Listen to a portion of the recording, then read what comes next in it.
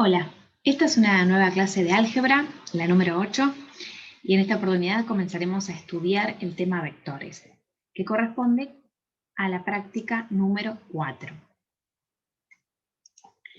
Para poder comprender el concepto de vector, vamos a analizar un poco su definición geométrica.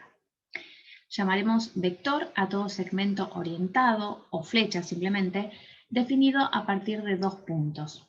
Uno que llamaremos origen y el otro que llamaremos extremo.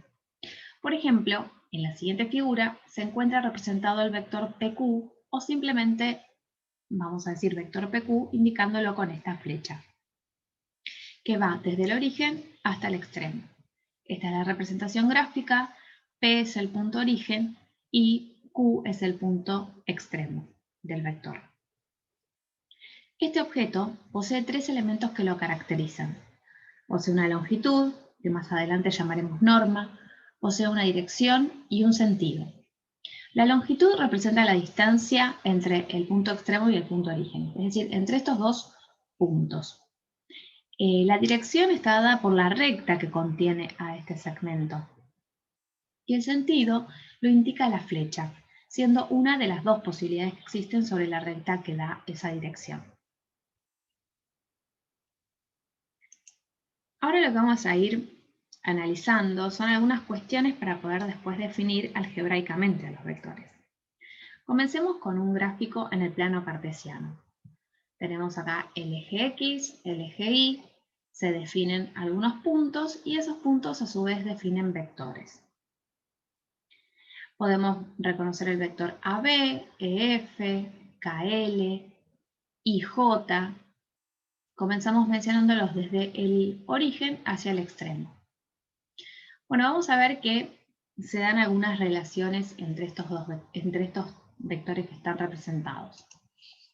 El vector AB, el vector EF y el vector CD tienen la particularidad de tener la misma longitud, la misma dirección e igual sentido.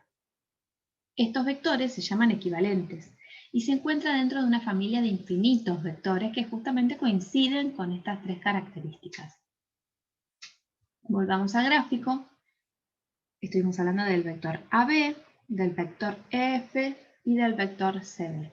Los tres tienen la misma longitud, eso lo podemos ver a simple vista.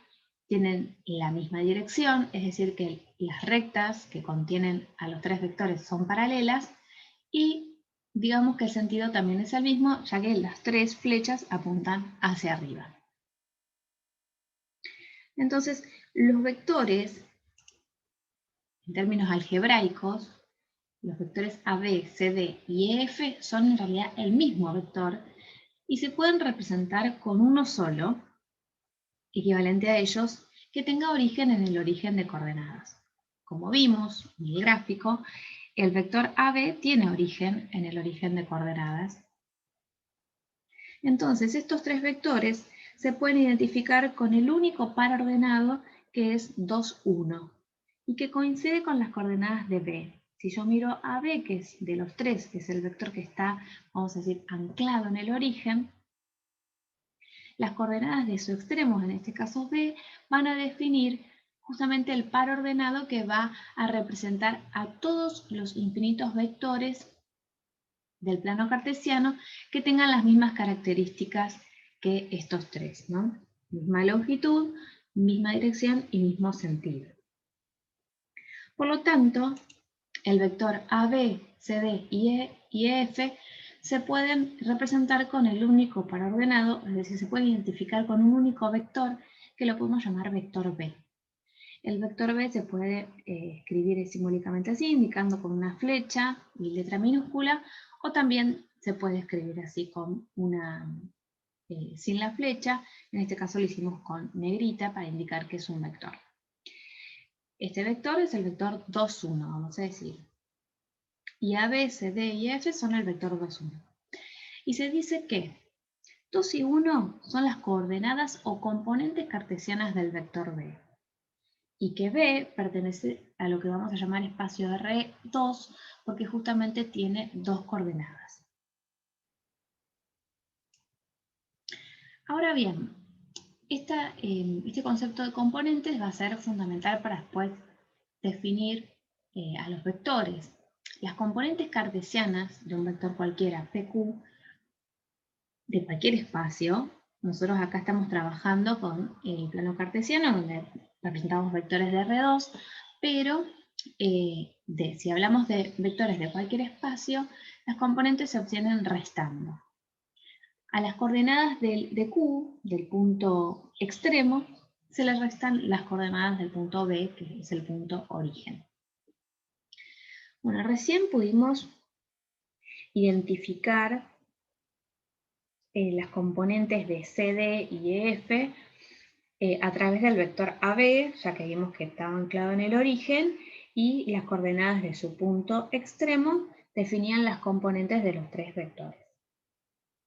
Pero ahora vamos a verificar, con esto que dijimos recién, que restando las coordenadas de los puntos se obtienen esas componentes. Entonces comencemos con el vector CD.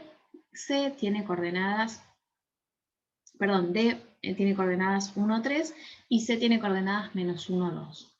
Cuando efectuamos la resta para obtener realmente quién es el vector CD, vemos que nos da 2, 1. Lo mismo va a suceder con EF. F tiene coordenadas 4, 3, E tiene coordenadas 2, 2 y cuando restamos obtenemos el vector 2, 1. Es decir que efectivamente de los vectores que estábamos hablando se identifican con este par ordenado. También podemos calcular las componentes del vector GH. En este caso vamos a tener que restar a las coordenadas de H las coordenadas de G. Y si lo planteamos, quedaría así. Las componentes serían -2 y -1. Es decir que el vector GH en realidad es el vector -2, -1. Y por último, vamos a identificar las componentes de estos dos vectores. Lo podemos hacer como veníamos haciendo, restando las coordenadas de los puntos. Y si no, también, ya que los tenemos graficados, podemos hacerlo desde el gráfico. Las componentes en el plano cartesiano están ligadas al recorrido que se hace cuando voy desde el punto origen hasta el punto extremo. En el caso de KL, yo tengo que hacer, si salgo de acá, tengo que hacer 2 unidades a la izquierda y 6 unidades hacia abajo. Es decir, que estoy haciendo dos movimientos negativos, por lo tanto sus componentes son -2, -6. Y las componentes de IJ van a ser 1, 3, los dos movimientos positivos. 1 a la derecha, 3 hacia arriba, me quedaría 1, 3. Esas son las componentes del vector IJ. También la podríamos calcular restando las coordenadas de los puntos. Bien. Entonces ahora sí vamos a poder dar la definición de vector de Rn. Llamaremos vector en el espacio de Rn a una n upla, y en este caso es B igual a B1, Bn, donde B1, Bn son números reales, llamados coordenadas o componentes del vector B. Vamos a ver algunos ejemplos. Este par ordenado -1, 0 es un vector del espacio R2. -1 y 0 son sus componentes. 2, -3, 9 es un vector del espacio R3. Es una terna donde estos tres numeritos serían sus componentes. Esta 4 upla representa un vector del espacio R4. Y estos números que están acá son sus componentes. Nosotros nos vamos a centrar en el estudio de los vectores del espacio R2 y del espacio R3 porque tienen la ventaja que los podemos representar gráficamente y cada uno de los conceptos algebraicos puede tener una relación geométrica también. Entonces, los vectores de R2, como ya sabemos, los vamos a representar en el plano cartesiano o el plano XY, como solemos llamarlo. Y los vectores de R3 los vamos a representar en el espacio de 3 dimensiones o también lo llamamos espacio X y Z, que sería algo así. Este espacio X y Z está formado por 3 ejes, el eje X, el eje Y y el eje Z, que son rectas numéricas que se van a cortar en el cero de cada una de ellas de manera perpendicular. Y definen también 3 planos que llamamos planos coordenados, que son los que están pintados acá en la figurita de color. El plano XY, que es este que está como en rojo. El plano XZ, que es este que está en verde. Y el plano YZ, que es el que está representado con azul. A su vez, estos 3 ejes dividen todo el espacio de 3 dimensiones en 8 octantes. Podemos ver que hay 8 espacios que justamente se definen a partir de los ejes o a partir de los planos coordenados. Es decir, a partir de lo que definimos recién, podemos decir que un punto en el espacio de 3 dimensiones, es decir, una terna, define un segmento orientado con origen en el origen de coordenadas que vamos a llamar vector. Acá podemos ver que el punto 1, 3, 2 define un vector de R3, donde 1 es su primera componente, 3 es su segunda componente y 2 es su tercera componente. Dicho vector se representa gráficamente como muestra la figura. Acá graficamos la parte positiva de los 3 ejes porque justamente el punto tenía coordenadas positivas. Lo que hacemos es ubicar la componente en X, que es 1, la componente en Y, que es 3, y en esa unión que define este nuevo punto, en lo que llamamos el plano XY, vamos a movernos 2 unidades hacia arriba en el sentido del semieje positivo de X. Entonces, en este punto final, que es el punto 1, 3, 2, definimos un vector, bueno, acá se llama vector A, pero bueno, podríamos ponerle cualquier nombre.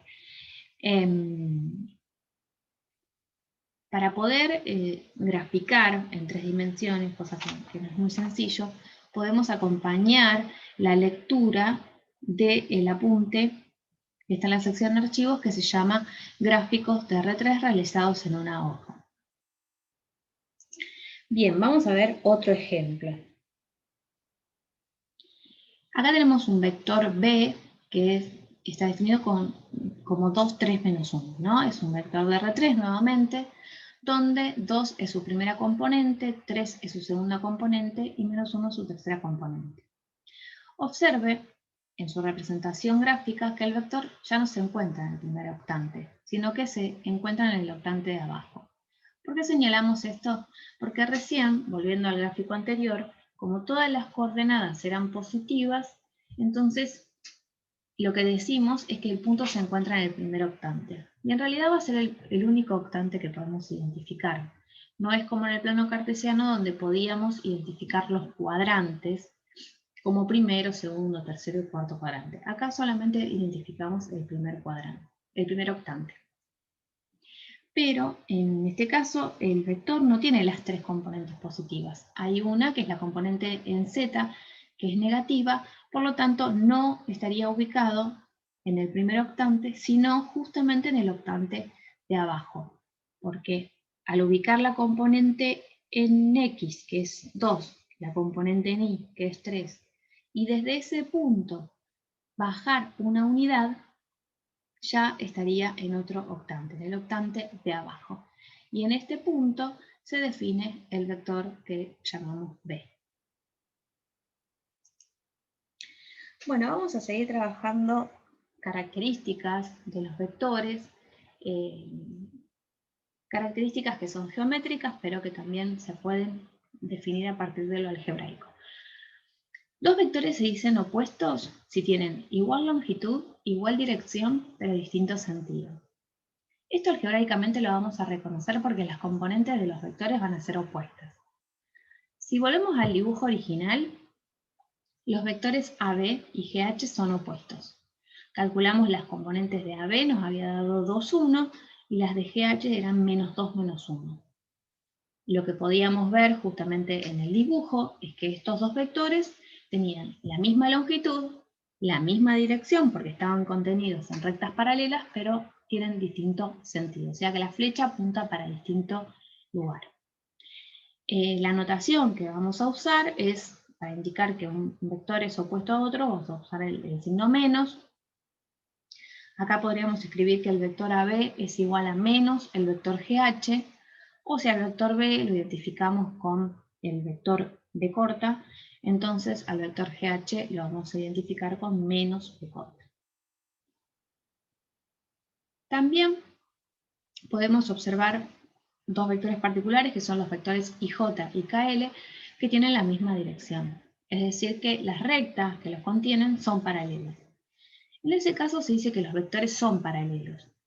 Pero también nos podemos dar cuenta algebraicamente que las componentes de uno son el resultado de multiplicar las del otro por una constante. En el caso del vector IJ, habíamos definido sus componentes que eran 1, 3, y las componentes de KL eran menos 2, menos 6.